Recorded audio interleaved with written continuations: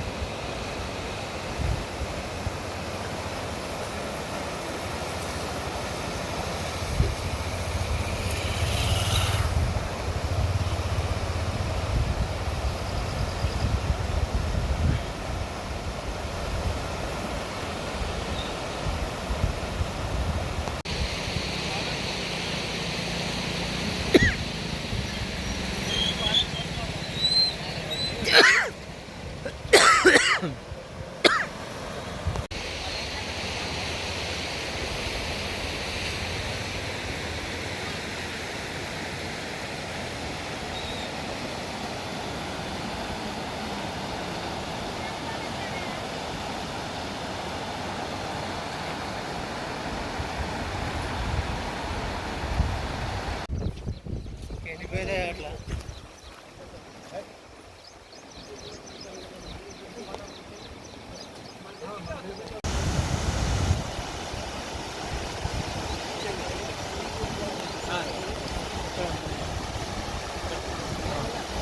కాదు ఈ వాటరు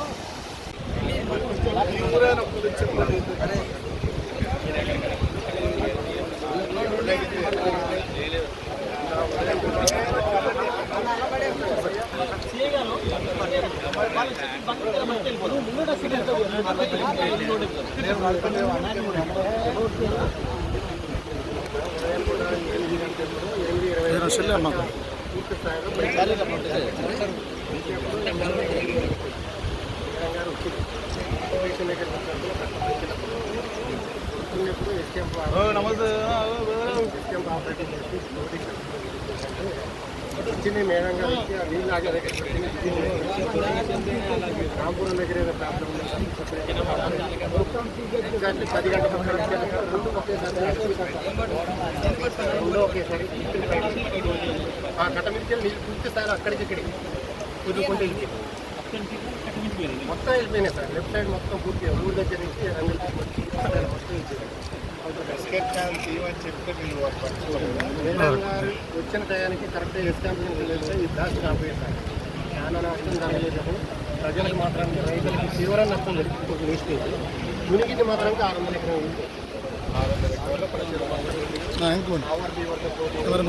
ఎక్కువ స్థాయిలో మీకు బెంగళూరు రామచంద్రపురం బ్రిడ్జ్ ఆ బ్రిడ్జ్ మీదకి వెళ్ళి మన పాలేరు జటన్ వాటర్ పాలేరు జరుగుతుంది కూడా సార్. ఇప్పుడు అలా కలుపులు లేవు సార్. 2 షట్టర్లు ఆపరేట్ చేసుకోవడానికి అవకాశం ఉంది. ఆ 2 షట్టర్లో ఒకటే డోర్ ఉంది. డోర్ ఫ్రేమే ఉంది కదా తప్ప డోర్ లేదు పాలేరు. ఆ డోర్ కనుక ఆపరేటింగ్ చేస్తే ఆ పాలేరు రిజర్వాయర్ వాటర్ బ్యాక్ వాటర్ మనకి రిటర్న్ రాదు. గేట్ పోయింది పాలేరు ఏముంది ఆపరేటింగ్ ఆపరేటింగ్ చేసే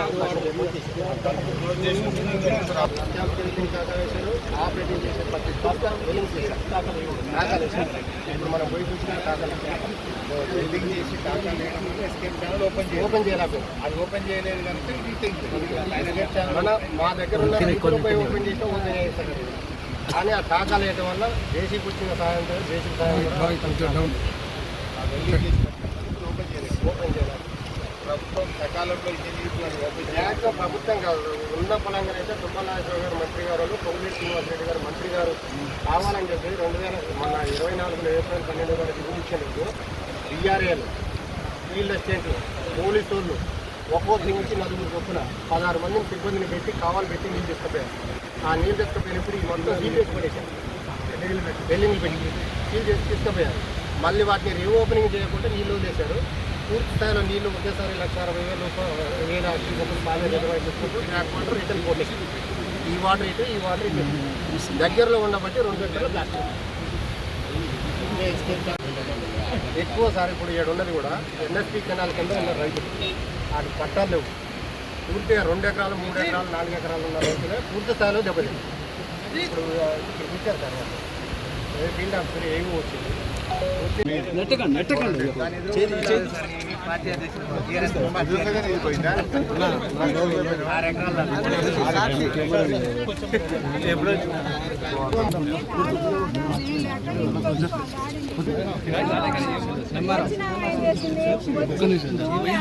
లేకుండా వచ్చినట్టయితే పై వాళ్ళకి ఫోన్లో అవి ఏం చేయకు కూడా బావిలలో దిగబడిపోయింది. మొత్తం అయ్యేం జరిగింది, మొత్తం వండి పెట్టి ఉన్నాయి. సర్లే చూద్దాం అనిపోతే ఏం లేదు వాటిల్లో అసలు ఏం మళ్ళీ కొత్తవి కొనుక్కొని కొత్తవి చేసుకోవాల్సిందే. పొలం ఇంకా తేలేదు సార్, పొలం ఇంకా తేలేదు. గేట్లు ఎక్కినట్టయితే మాకు ఖాళీ కట్టుకోవడానికి అవసరం లేదని కింది పోయి కింది తాగుతానికి అనుకుని తీసుకుపోయి నెలకే మాకు ఈ ప్రాబ్లం వచ్చింది. సడన్ గా లేకపోతే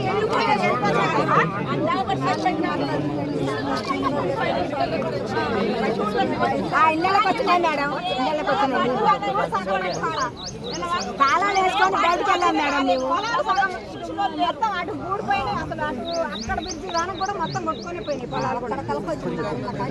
మేము ఇళ్ళకి తాళాలు వేసుకొని బయటకు వెళ్ళిన జరిగే ఇల్లు ఎవరు వచ్చి ఏ అధికారి కూడా వచ్చి చూసిన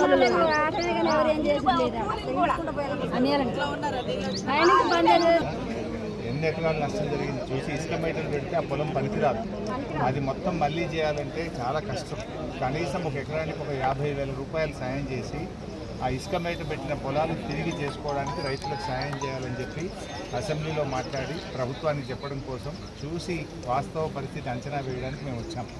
మీరు చెప్పిన మాటలన్నీ కూడా వింటాం. ఖమ్మం దాకా వెళ్తున్నాము, మధ్యలో ఇక్కడ కూడా ముందు కూడా తెగిపోయింది, అది కూడా చూస్తాము. ఈ నష్టపోయినటువంటి వరి పొలాలు నష్టపోయిన వాళ్ళకేమో ఎకరా 30,000 అని ఇవ్వాలి, ఇసుక మేటలు పెట్టిన వాళ్ళకి కనీసం ఒక 50,000 ఇవ్వాలి అని చెప్పి ప్రభుత్వం మీద ఒత్తిడి పెంచుతాం. మీ అందరికీ సాయం చేసే విధంగా, మేలు జరిగే విధంగా మా వంతు సహకారం ఉంటుంది. మీరు ధైర్యంగా ఉండండి. ఒక నిమిషం మీరు ఎవరు రాకూరి నాకు తగిలితే నేను పోయి పడతా.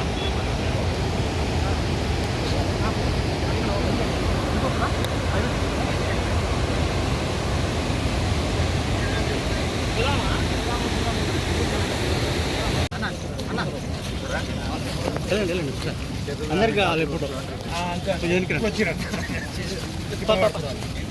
అంత బెల్లగా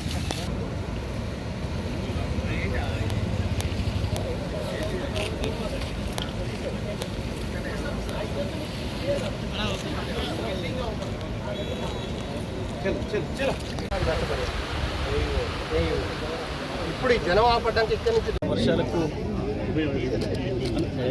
నష్టపోయిన ప్రజల్ని, రైతుల్ని అందరినీ కలిసి వాళ్ళకి ధైర్యం చెప్పాలి అని చెప్పి టీఆర్ఎస్ పార్టీ అధ్యక్షులు కేసీఆర్ గారి ఆదేశాల మేరకు ఈరోజు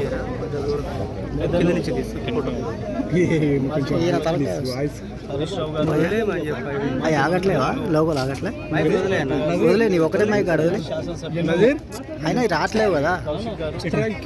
వివేకానంద గారు పైకి కొట్టుకోమ్మా.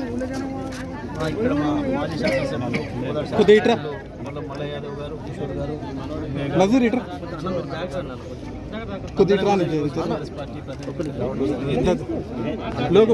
వాస్తవానికి ప్రకృతి విలయాన్ని ఎవరు కాదనలేరు. దాని విషయంలో మాకు ఎటువంటి వేరే అభిప్రాయం, ఇటువంటి ఆపత్కాలంలో రాజకీయాలు ఎందుకంటే 10 సంవత్సరాలు ప్రభుత్వంగా అన్ని కానీ దురదృష్టవశాత్తు కేవలం నష్టం జరిగి ఉంటుంటే దాన్ని మేము కానీ ఆశ్చర్యంగా ఒక ముఖ్యమంత్రి, ప్రజలకు ఊరడించాల్సింది, ధైర్యం చెప్పాల్సిన ముఖ్యమంత్రి వరదలు ప్రారంభమైన 2 రోజుల వరకు పత్తా లేకుండా పోయి ఆయన తప్పును దాచిపెట్టుకోవడం కొరకు వచ్చే రావడమే మొదలే ఆయనకి ఇబ్బంది అవుతుంది. కేసీఆర్ గారి పైన, కేటీఆర్ గారి పైన, హరీష్ రావు గారి పైన, బీఆర్ఎస్ పార్టీ పైన నిందలేసే పని మొదలుపెట్టినాడు. వచ్చింది వరద ప్రాంతాలు చూడడానికి, ప్రజలకు ధైర్యం చెప్పడానికి, రిలీఫ్ ఇవ్వడానికి వచ్చిన పద్ధతిలో లేడు. ఆయనకు పెళ్లికి సావుకు తేడా తెలుస్తలేదు. వచ్చింది సంబురాలక జాతరకు వచ్చిండా, ప్రజల్ని పరామర్శించడానికి వచ్చిండా, ఆ హవభావాలు ఏందో అదేందో చూస్తేనే ముఖ్యమంత్రి స్థాయి ఏందో అర్థమవుతాం. మేము మాట్లాడలే. ఇప్పుడు మీ అందరి సమక్షంలో రైతులు చెప్పాను. ఇవాళ కొన్ని మీడియాలో కూడా వచ్చింది. నేను ఇక్కడికి మీడియా వాళ్ళు ఎవరు లేనప్పుడు వస్తే కూడా రైతాంగం చెప్పాను. ఏంది ఇవాళ మనం ఏదైతే ఎన్ఎస్పి కాలువ మీద నిలబడినామో ఈ కాలువ కట్ట తెగడానికి ప్రధానమైన కారణం ప్రభుత్వమే అని రైతులు చూపిస్తున్నారు, ఆధారాలు కూడా చూపిస్తున్నారు. ఖమ్మం జిల్లాకు సంబంధించిన మంత్రులు, ప్రభుత్వం మొన్న ఎండాకాలంలో నీళ్లు తీసుకుపోవడానికి ఖమ్మం కొరకు ఇక్కడ కాలువ కట్టల పైన పోలీసులను పెట్టి మొత్తం తూములన్నిటికి కూడా టాకాలు కొట్టిండ్రు, వెల్డింగ్లు చేసిండ్రు. ఈ తుమ్ములు బయటికి తీయడానికి వీలు కాక ఇవాళ ఈ కాలువలు తెగింది తప్ప, కాలువ 3 చోట్ల 2 చోట్ల తెగింది తప్ప దానంతలో దిగలే. ఇది ప్రకృతి విలయంతో వచ్చింది కాదు అనే మాట స్పష్టంగా చెప్తా ఉన్నారు ఇవాళ రైతాంగం అందరూ కూడా. ఈ కాలువ కట్టలు తెగడానికి కారణం వాళ్ళే. నిన్న ఖమ్మంలో కొట్టుకపోయి, ఇప్పుడు వరదలో కొట్టుకుపోయి ప్రజలు చచ్చిపోవడానికి కారకులు కూడా వాళ్ళు లేదు. రాజకీయాల కొరకు మాట్లాడడం లేదు. 9 గంటలు వాళ్ళ కళ్ళ ముందు ఎదురు చూసుకుంటూ కూర్చుంటే కూడా కనీసం ఒక హెలికాప్టర్ కొరకు ప్రయత్నం చేయలేదు. పైగా పొద్దుకిన తర్వాత ప్రజల్లో తిరుగుబాటు మొదలైన తర్వాత వచ్చి ముసలి కన్నీళ్ళు గారుస్తున్నారు. మేము ప్రయత్నం చేసినాం, దొరకలేదని ఒక ఆయన, ఆంధ్ర ముఖ్యమంత్రి మాట్లాడిన ఒక ఆయన, ఉన్నది తెలంగాణలో, తెలంగాణ ముఖ్యమంత్రి ఏమైండు. ఏం జరుగుతుంది అసలు ఈ రాష్ట్రంలో?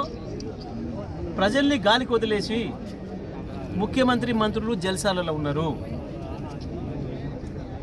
ఇది స్పష్టంగా ప్రభుత్వం సృష్టించిన విలయమే. ప్రకృతి విలయానికి మేమేం అనడం లేదు. కానీ వాళ్ళ ఈ కాలువ దిగిపోయి వేలాది ఎకరాలలో పంట నాశనం అయిపోయి, పంట నాశనం అయిపోవడమే కాదు, ఇంకా 2 పంటల వరకు కూడా వాళ్ళు చేసుకునే పరిస్థితి లేదా రైతాంగం ఇసుక మెటల్తో వేలాది ఎకరాలు. దీని విషయంలో ఇక్కడ ప్రభుత్వమే పూర్తిగా బాధ్యత వహించాల్సి ఉంది. కాబట్టి ఆ రైతాంగం డిమాండ్ చేస్తున్నారు, మాకు పొలాలను ఎప్పుడో చేసేయండి, మాకేం పైసలు ఎక్కర్లేదు, మా పొలాలని మళ్ళీ ఉన్నట్టుగా ప్రభుత్వమే చేసేయమని వాళ్ళు అడుగుతున్నారు, మాకు చెప్తున్నారు, డిమాండ్ చేయండి అని హరీష్ రావు గారికి, సబితమ్మ గారికి మాకు చెప్తా ఉన్నారు.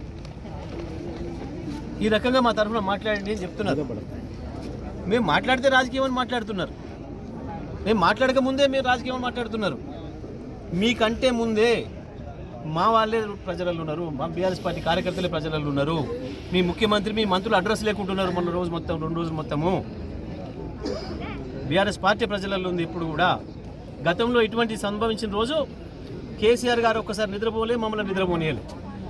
ప్రతి మంత్రిని, ప్రతి కలెక్టర్ను, ప్రతి అధికారిని పూర్తి స్థాయిలో ప్రజల్లో ఉండమని చెప్పిండ్రు, పూర్తి స్థాయిలో విజిలెంట్గా ఉండమని చెప్పిర్రు. మేము అట్లా ఉన్నాం. ఇంతకంటే పెద్ద వరదలను ఎదుర్కొన్నాం, ఇంతకంటే పెద్ద వరదలు కూడా ఎదుర్కొన్నాం. అయినా సరే ఈ ప్రభుత్వం చేదగాని ప్రభుత్వం అయింది, ఓ దద్దమ్మ ప్రభుత్వం అయింది. ముఖ్యమంత్రి, మంత్రులు బాధ్యత రాహిత్యంగా ఉన్నారు.